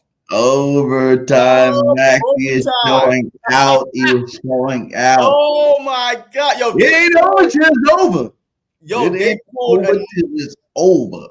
Yo, the Sixers was what, like game 2, I believe, man. The Sixers was up 5 with like 20-something seconds left. And then the Knicks, they just put a Knicks. They just put a Knicks on the Knicks. But yeah, so but definitely, man, I love this draft, man. I definitely did not have a chance to go, into the undrafted free agents yet. How we get. I said, yeah, we're not going into those guys. Yeah, so, but overall, the draft itself, like, the top picks that we had was 7 or 8. And then not only that, man, to trade back and get a third. You traded a 4th, third. Yeah, I mean, he traded a 4th round pick, trade back, and he got a 3rd next year. A 5th next year, and a 4th. Yeah, a 3rd, 4th, and a 5th next season. Yeah. Man. That's genius. We already have 11 draft picks for next season already. Man, this draft was great, man. Yeah, like that, and that's why I said, besides that first week, which I gave a B+, every last one of the other picks is an A. And that's crazy. Like that. How many times can we say we can go through all 7 rounds and like everybody got an A for the most part? I don't remember a draft where everybody got A's. You know what I'm saying? Where they were at, where they were picked, the talent they could possibly bring as a football team, and they can get an A grade for it. That's why I say the Eagles nailed it. They dominated this draft, and we got an A+ this draft. Now we got to put them on the field. We got to get them with their coaches, and we need to make sure that they do what they got to do. But I feel like Howie said it best in his press conference. He got players with chips on their shoulders, whether it's for them falling in the draft, chip on their shoulder, whether from them getting hurt and have something to prove, chip on their shoulder. And he said this team had a chip on their shoulder from last year. So when you got all these chips, it's like Vegas, baby. You hit that lotto, you got all these chips. You're not the rich right there. And I think all these chips are going to come out, they're going to ball out, and we're going to dominate this year again, like we always do. We're going to have our predictions of what the Eagles will go later on, but right now I'm saying the sky's the limit for the football team. We are definitely back in Super Bowl contention. We're definitely a Super Bowl contender this year, and I think man, like it's a potential. Like if all these guys pan out the way we hope they pan out, which they don't always happen. You usually get 2 or 3 players that were good. 2 or 3 players that were elite or good, and then a couple players that were all right. And then you got, players that didn't do nothing. So I don't feel like this is going to be one of the drafts where we're going to have contributions from all levels of the draft, whether it's special teams, whether it's, in the actual game physically. But I think they're all going to make plays this year, and they're all going to get their names, called on Sunday. So, man, I'm so happy that we did this, man. The only thing else, after the draft, Howie Roseman went out and did one more move. We're going to talk about it real quick. I know you're not really trying to talk about it, but Mekhi Beckham Lane Johnson replacement. He's not Lane Johnson replacement. Lane Johnson replacement. How you He's not Lane Johnson replacement. Lane Johnson got at least 3-4 good years in him left, so he's not Lane Johnson replacement. But once again, if Lane Johnson, we all know every year it is like clockwork. He kind of missed a couple for his groin, whatever it is, and it's still happening. So possibly, hey, we have depth. We have some good depth. So, but once again, they haven't been in training camp yet. But at least this guy, Marquette Beckman, whatever, he was first round pick in 2020. But my only question is, why did the Jets let him go? First round pick talent. I mean, he done bullied a Derek Barnett. Yeah, we seen that. Jets. He showed some signs of why he's a first round top 10 talent. It wasn't all bad. It wasn't all good with him. I know he had some injuries too. And I think he just didn't play very well last year. I think he got hurt and he didn't play well last year. That's why they let him go. They didn't re-sign him. But his size, this dude's a monster. Once again, what, 6'6", 6'7", yes. whatever? Big monster. And you put him with the best offensive line coach in the league, Stoutland. You give him a first round pick. Yeah, with a chip on his shoulder, man. I think Stoutland can mold this guy. Oh. He's not going nowhere for 2 to 3 years. We already know that. But this year, not saying they say they want him, if he develops the way they want him to develop, to be our swing tackle. Whether Lane gets hurt, Mailata gets hurt, you got a first round prospect type caliber player you can plug and play to be behind these cats. The Eagles had that in Driscoll. You know what I'm saying? Like Driscoll was that swing tackle, either tackle one out, he went in. I think this guy already has more potential than Driscoll had the whole time because this guy was the number 1 pick. He actually has played in the NFL at a high level certain times, throughout his 4-year career. So I'm hoping with Stoutland University, he comes out, he regenerates this guy. And what happens a year or two down the line? If he plays good this year, if he has to come in and play this year, yeah, he's 6'8", the same height as Mailata. Yeah, exactly. Crazy. He plays good this year. He shows that the Eagles going to re-sign him to a long contract. And guess what? He will become the next backup to Lane. If we know Mailata ain't going nowhere, he's still young. But Lane Johnson in the next 2-3 years, you know what I'm saying? So yeah, man. Look, the average height on our offensive line, it's probably going to be about 6'6", 6'5", 6'6". But we're back to we're kind of I don't even know when we were this big. They were standing we got all monsters on that line. You know what I'm saying? 6'6", 6'8", 6'8", 6. I think Lane Johnson's the shortest at 6'5", for the tackles. And it's man, we got some maulers out there, and these guys are all big boys, over 320 pounds. They're gonna go out there and we're gonna run over people. I feel happy for Saquon Barkley, man. I'm telling you, Saquon Barkley is about to lead. Really, remember when everybody was like, "Who's better, Barry Sanders or Emmitt Smith?" And you look at Barry Sanders, he's fighting for his life to get to the damn line of scrimmage, but still putting up big yards. And he had Emmitt Smith having holes the size of buses all year long. And I feel like that's what's going to happen for Saquon this year. That's why he will take over the number 1 running back spot, because he's going to have holes the size of buses this year. He's going to be running through them, feeling good, man. Yeah. I can't wait to see what happens, man. They say the power rankings came out post-draft, Eagles 3. Do you like that? Post-draft? Look, I don't care where we rank, man. I'm tired of these rankings. These, look, it is what it is, man. I don't care. I don't get my feelings hurt. Hey, look, we could be 10 for all I care. The way we ended last season, a lot of people is still hey, show me. Hey, look, some people saying it was bigger than just coaching. It was the players in the locker room, blah, blah, blah. So they want to see. You know what I mean? Did the Philadelphia Eagles fix their problems? Because there's no way we collapse like this, blah, blah, blah. So I don't care with these rankings at. It is what it is. Yeah, I think we're better than Niners. And I think we're going to be better than the Chiefs this year. Even though I know they got worthy. I feel like we got the best team in football. I feel it every year. But I feel like this year for sure, we fixed the linebacker spot. We got our secondary in line right. You know what I'm saying? Our offense, they're all paid. All of them should be happy this year. Every last one of the key people in the offense got paid this year. They got extensions this year. They got their bank accounts upgraded this year. They should all be working their ass off, which we've seen a lot of people in the lab doing their damn thing. You hear Jalen talking about even Saquon and, Barkley and AJ talk about Saquon Barkley even is already in the weight room taking over leadership roles and pushing these guys to be great because he want to make sure he's great this year. And I think the last time we seen that was 2 years ago when we went to the Super Bowl. So I see another one of those type seasons. I think that was one of the biggest things we talked about. This was the first time we seen. They didn't do it last offseason, but the first time we seen since the previous year when we went to Super Bowl offseason, we see these guys out there busting their ass, putting out there, letting everybody know that they're busting ass. I know a lot of people do it behind the camera, but this last time we seen them put it out there like that, like, hey, and you heard AJ Brown like, I'm trying to get that much better than everybody else. They're gonna go out on Friday night, they're gonna go clubbing, they're gonna go out on Saturday, they're gonna be clubbing, and I'll be at the gym. You know what I'm saying? I'm trying to get that much edge. And with leaders like AJ, the Jalen Hurts, Smitty, and Saquon out there, man, on the offensive side, and the rest of the guys on the defense side, man, I'm telling you, these Bulls are going to be ready for this year, and we're going to do some damage this year for sure.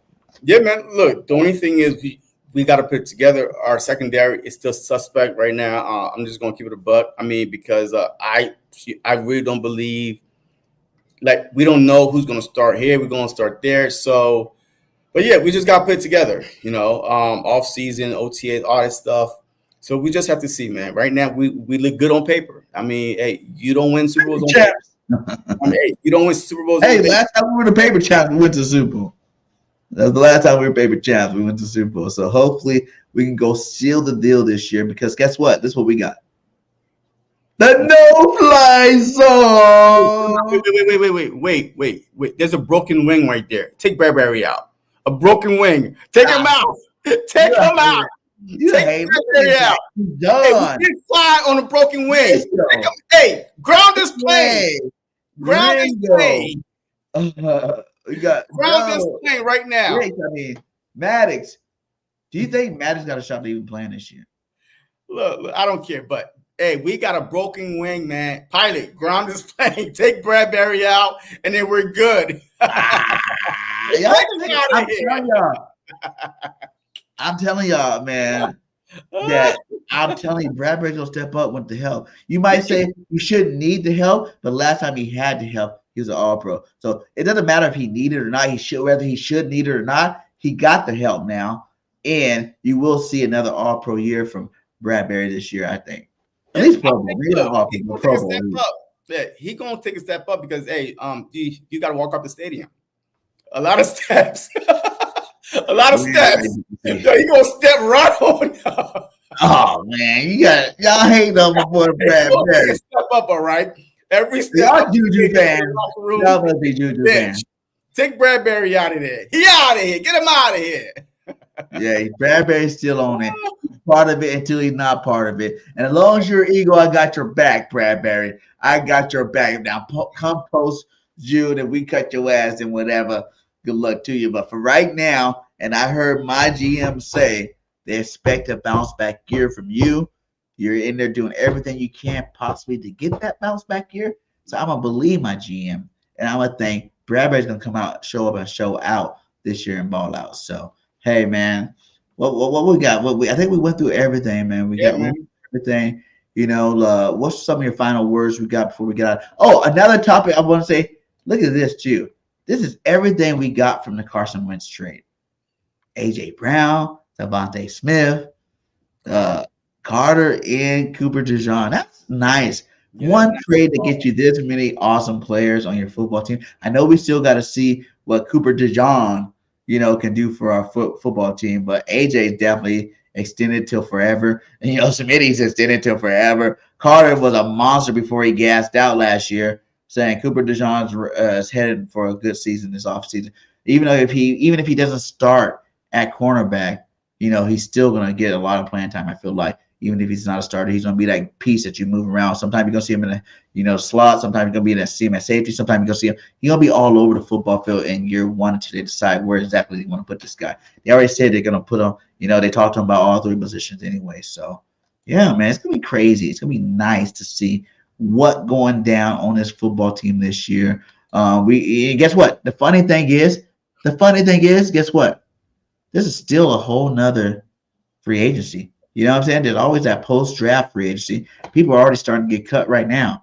You know what I'm saying? Like this is not even the final roster, is basically what I'm saying. We think we got the final. This is not the final roster. we can get even more better players on our football team before it's all said and done, man.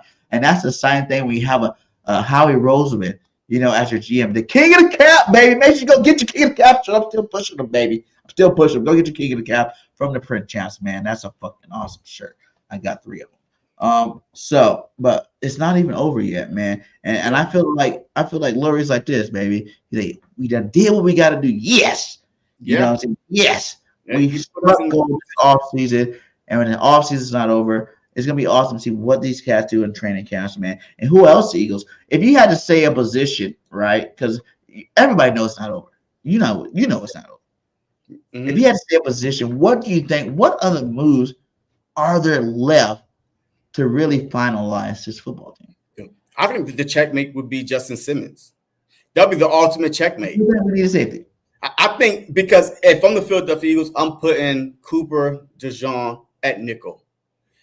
But you're still unsure about safety because of Sidney Brown. He tore his ACL with week 18. He said he's starting first. I don't give a goddamn what he says. He's healthy. I don't know. He's not. These new players coming back. He's healthy. Did he get hit yet? Is he in training camp? But he's not getting hit for another month or two. Nah, man. No. The checkmate would be if you go out and get Simmons. Now, that is checkmate, in my opinion. And now you could put the nickel, DeJean the nickel, Bradbury on the bench, Mitchell, starting opposite of Slay, Trouter, White, Carter, Huff, Davis, Sweat. But we use DJ in the slot. No, Chauncey and Simmons, safety, and Reed is hybrid. Come on, man. Ain't nobody throwing on that. That would be nice, though. That wouldn't be that bad. It would not. It'd be checkmate right there. But I think that's the reason why they're not going to pay all that money to Simmons, because you got a Cooper DeJean. Simmons ain't getting no money, all right? Because the whole draft is over with. Like, look, there's Diggs out there. That's a safety. There's Jamal Adams out there. So if you're a team right now, you finish in the draft. Right now, you're just looking for, okay, so, hey, you want to come over, minimum deal. And they just resigned him, too. They gave him some more money, too. Blankenship some more money.